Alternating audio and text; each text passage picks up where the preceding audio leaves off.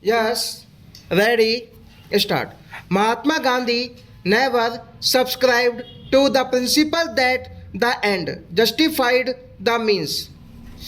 To him, the means were as important as the ends. He emphatically observed that they say means are after all means. I would say means are after all everything as the means, so the end. There is no wall of separation between means and end. He compared the means to a seed and the end to a tree and stated there is just the same inviolable connection between the means and the end as there is between the seed and the tree. Gandhiji stuck to this golden idol through thick and thin without worrying about the immediate results. He was convinced that our ultimate progress towards the goal would be in exact proportion to the purity of our means.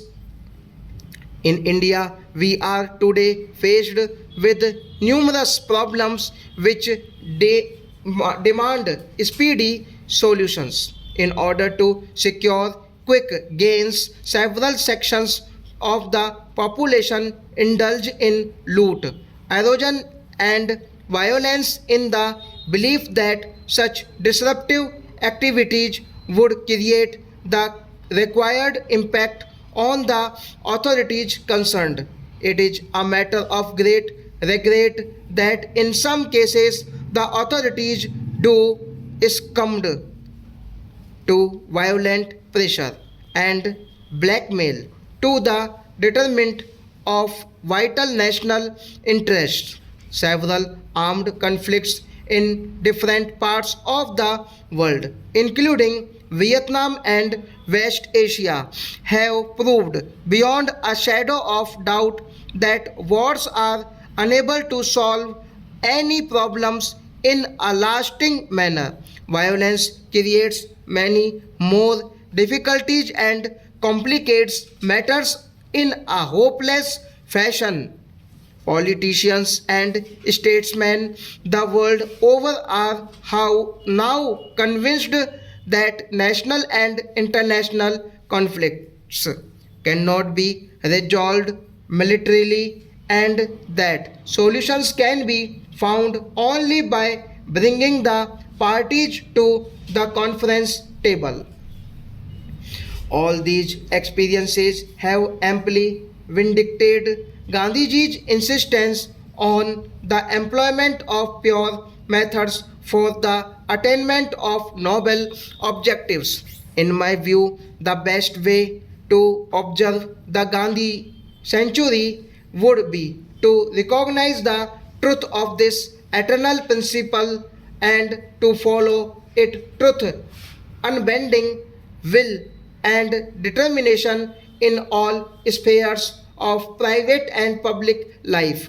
Bapu's faith in truth and non-violence was based on his unshakable belief in God and in the efficacy of prayer to him. God was truth, and in the last analysis, truth was God. He the source of light and life and love. Without unflinching faith in this supreme power, it was not possible for a human being to adhere to truth and non-violence under the greatest provocations. It should, however, be borne in mind that belief in God was not an act of blind faith with Gandhiji. In his recorded message to the Americans from London, the Mahatma had stated that there is an indefinable, mysterious thing that pervades everything. I feel it, though I do not see it.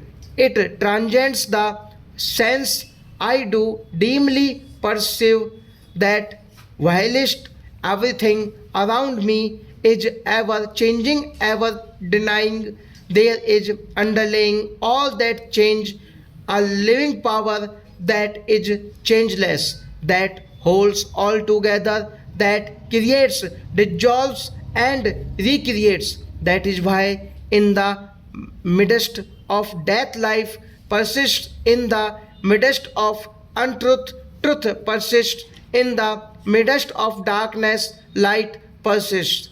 The existence of such a mysterious power and consciousness is now recognized even by the greatest scientists of the modern age. The atomic power perhaps gives but a faint glimpse of the limitless power and energy of the Supreme Soul, which permits everything from the minutest to the largest. Gandhiji's trust in God enabled him to defy the violent might of the British Empire with utter fearlessness and remarkable confidence. It was this sole power which kept up his crusading spirit to fight ceaselessly and to the successful end. The Gita was his unfailing compassion and source of inspiration because it brought home to him the lasting principle that though the body may perish, the soul lives forever to my mind. It is the erosion of faith in his divine power which has undermined ethical values in our private and public life. Without reviving these spiritual and moral values, all our efforts to pull the country out of the area of despair, confusion, and corruption would appear to be a futile exercise. Morning and evening prayers had become an integral part of Gandhiji's public life. He did not miss these prayers even while he was in the midst of a life and death struggle for India's freedom.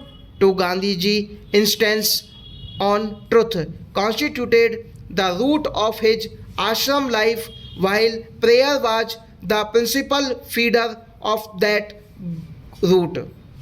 Bapu regarded prayers as the bath of purification for the spirit of man because it denoted our cooperation with God and with one another. Gandhiji sincerely believed that not a blade of grass moved without the will of the divine, and prayer was the medium of communication with the supreme power. The present spectacle of violence and chaos in the Western countries amply bears testimony to the naked truth that material affluence alone could not be the basic aim of national or international progress. A recent editorial in the columns of a London weekly entitled States Stop